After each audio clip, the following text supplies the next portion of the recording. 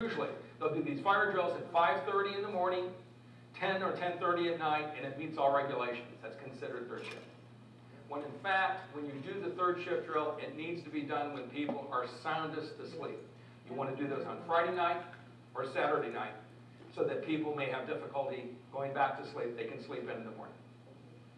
And there's what is called, I'm glad I'm just going to throw this out to you because I'm really concerned about this. It's a huge deal. And you guys are the ones that are responsible. It's called the 5 W's. Can you please memorize this? 5 W's. And this is what I use as an expert witness. It is called the wise and prudent person theory. It's been around for a long time. When you're sued, and you will be sued, and you're sitting on the stand, and the attorneys for the plaintiffs, because 2 people died of smoke inhalation in that home, okay? And this happens all the time, all over the place.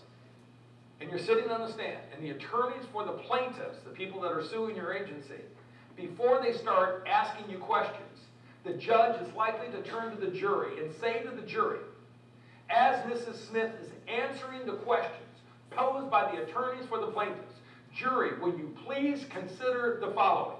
And here are the 5 W's that the jury is asked to consider. What was known?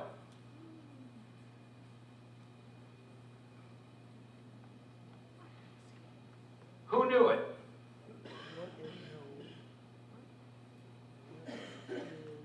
When did they know it?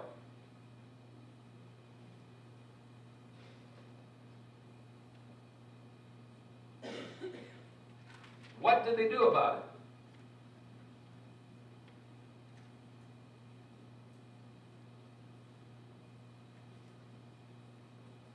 When did they do it?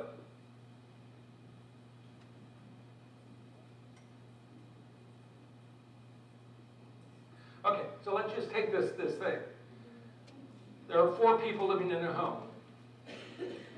We know that 2 of them need physical assistance in getting out of bed. We know that 1 of them has autism, and this can be very combative and difficult if you try to change his routine and he gets up at night. We know that 2 of those 4 also are on psychotropic medications and tend to sleep very soundly. We know that there is no fire suppression system in that house. We know that there's only 1 staff on duty at night.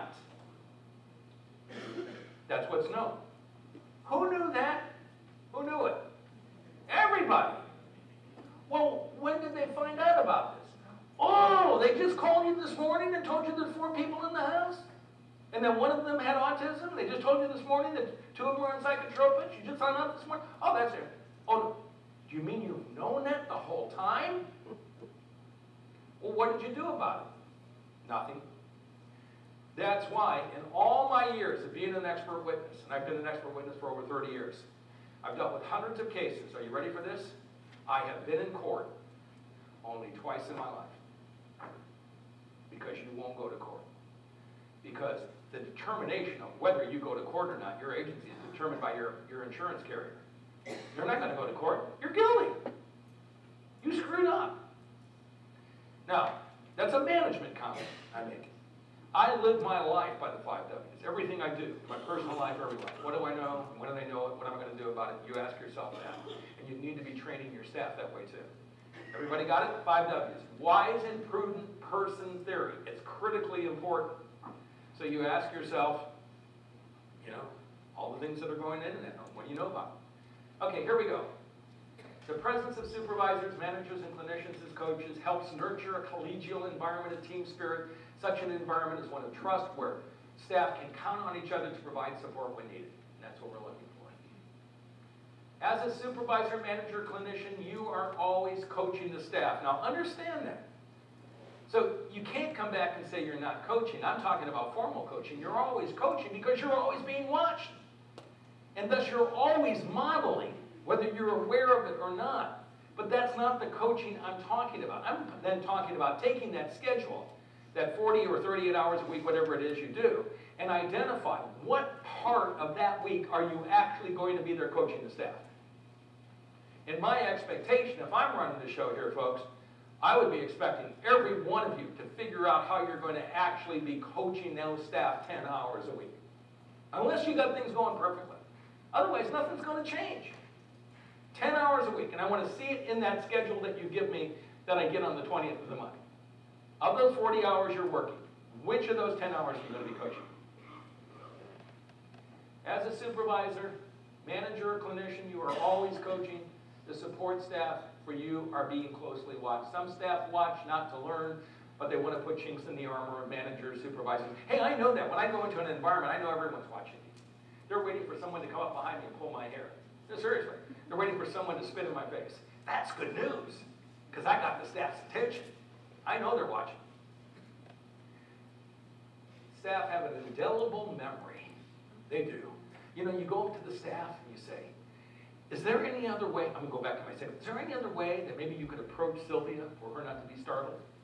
And the staff says, well, I know she was startled, but on March the 2nd at 2 o'clock in the afternoon in 2010, you came in here and you came up behind Sylvia and you just, 2 o'clock in the afternoon, March 2nd, 2010, yeah, they have an indelible memory. They really do.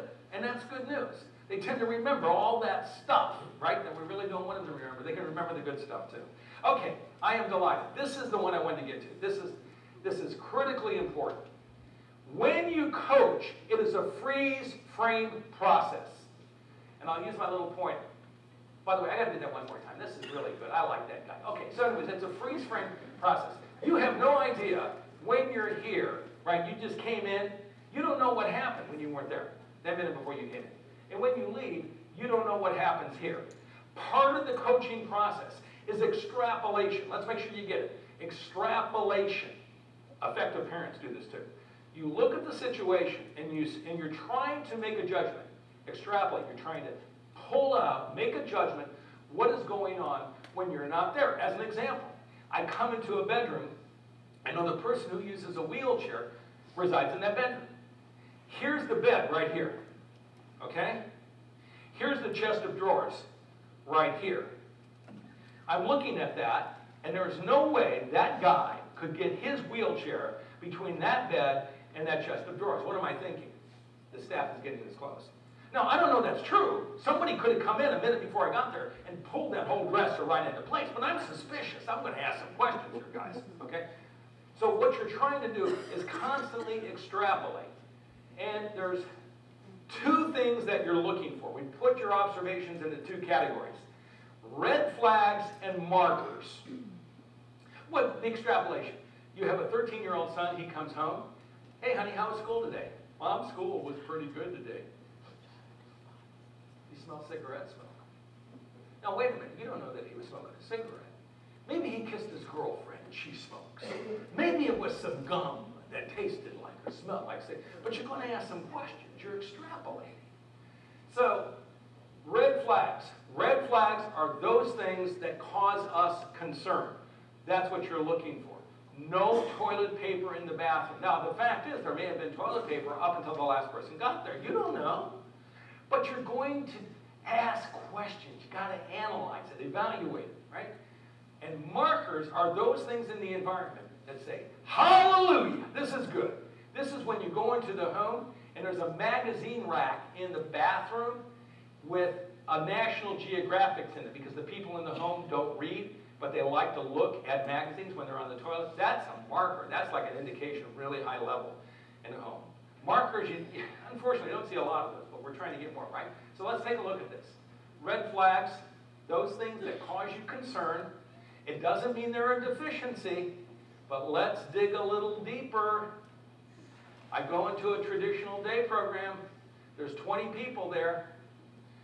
All those people are adults. And only 3 of the 20 people wear refraction, have glasses on. Oh boy, do we have a red flag. Because 65% of all people over 35 have refraction errors. And here there's only 2 of 25. Now, I got to ask myself, I wonder how many of these people have had LASIK surgery. I wonder how many of these folks are wearing contact lenses. Now, I don't know that they haven't gone to an optometrist, or if they've gone to an optometrist were glasses recommended but not purchased. Did they have glasses and are broken? I'm extrapolating. I've got to ask the question because it doesn't look right. And markers indications that proclaim, this is the way I would wish to be treated. And here's the definition of extrapolate. And here we go. Take a look at this. Y'all understand that? Probably not. You live in Tucson. This is in Nebraska in July. The ice melt is still by the front door. You understand what that communicates? No. Watch me. Can you all watch me? This is what this communicates. No one's in church. Who could have walked by that damn door and not saw that ice melt since January? Oh, no, I'm not making it up. The hallmark of the institution. Institution. What's an institution? State of mind. Yeah. Well, part of the hallmarks are pictures without frames and frames without pictures. So what you will commonly see is an 8x10 glossy of the person's parents who are deceased with a thumbtack and dad's nose stuck to the damn bulletin board in his room. They'll take the family pictures and use Scotch tape and put them up on the wall. No, this is, or you will see frames with pictures. This one is Roy Rogers and this one Shirley Temple, because they got the damn things and no one will even take them out and put real pictures in there. This is what you're looking for. Ready? Can you see that? Look real close. Yeah. It's all the same stuff because they've never, and I said, well, how long has this been hanging here? Okay, well, I started here about a year and a half ago, and it was there then. Oh, no, I'm not kidding. All my life, I am standing in the living room. I'm walking with the home manager, and I'm standing like this. And I don't move. And she says, what's the matter? I won't say a word. If I had to stand there an hour and a half, I'd stand there an hour and a half because I wanted to get it. Oh, she says, she says, I haven't noticed that before. I said, well, how long have you been working here? She said, 2 years. Look at that one. This is where they screw the pictures down. Now, hey, Dan, you remember you've been in a hotel? Remember when you tried to steal the damn pictures off the wall and you couldn't get them off? You remember that? Those pictures weren't screwed to the wall. What do? They use this hotel here. You cannot get any of the pictures off the wall and you will see no screws. They use earthquake brackets. And you can do that in your homes, but what does this say when we make a decision to do that? That's ridiculous.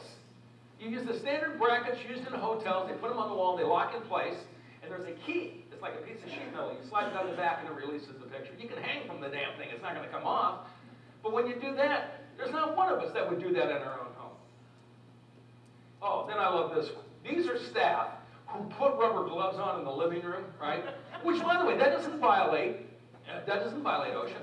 You can put rubber gloves on in the living room. You can walk around the house with them all day as long as they haven't been used. It violates dignity and respect. You do not put the rubber gloves on until you enter the environment where they are to be used. Rubber gloves are personal. They're nobody's business other than the person you're using them with and yourself.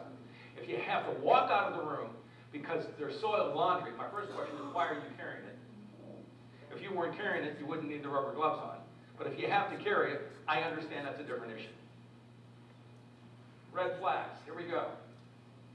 Tardive dyskinesia. I'm always looking for this in folks when I come in. Tongue thrusting. Killing. Excessive postings. Oh my gosh, ready for this one? Oh God, I wish I had hours with you, right? If you're not comfortable seeing it on the front page of the New York Times, you do not post it. Period. You don't post it. Statements that admonish staff, directives that employ staff lack competence, information that violates privacy, information that taints people's reputation. Look at this. To all staff, stop cooking the consumer's food. No, I'm not kidding. For yourself. Once dinner or breakfast and lunch has been prepared, staff is not to cook for themselves, it's the consumer's food. This is posted in the kitchen. Anybody that comes, what does it say? I've got a bunch of staff that are thieves. It may be true, but you don't put the damn thing up there. I got literally hundreds and hundreds of these kind of things. This is on the refrigerator. Paul, Derek, and David, toilet. What are you supposed to do? Move their bowels at 2:30 a.m. every night. That's nuts. And, you know, who put it up there? The home manager. I like this one. This is in the living room. Cell phones can only be used at work during breaks. If it is an emergency, talk to a supervisor. Please do not have your phone on you. It needs to be. That's a great communication, but it's nobody's business other than the staff you're communicating it to. You do not put it in a, by the way, this is somebody's house, for Pete's sake. And this one's really hard to read. Let me see if I can read it off this one. It reads, this is interesting. This one reads, to all staff, initialing of the MAR, medication or medication record, is mandatory. After medication is passed, failing to do so will result in a verbal warning. If there is a repeat incident, it will require a written warning. Now, if you're a parent, this is in the dining room. What would you be thinking? How would you feel if you went to a hospital and they had this in the hall, right? I love this one. When doing laundry, please be sure that the clothes are right side out when they're put away. Two problems here. Number one is the manager is literally telling the staff they're supposed to be doing the laundry. The second one is, how stupid could you think your staff are? And if they're that stupid, put it someplace else where no one else can see it. Oh, I love this one. On kitchen cleaning day, I want all cabinets scrubbed. I will be back next Tuesday to inspect. Staff needs to remove, what's this reminder, to check meds when they come on shift. This is like a grease board at the end of the hall. I did this one because this is perfect. This is exactly what you want. This is on the inside of the door. No one would see it other than the staff that's opening the door, and that door always has to be locked. Otherwise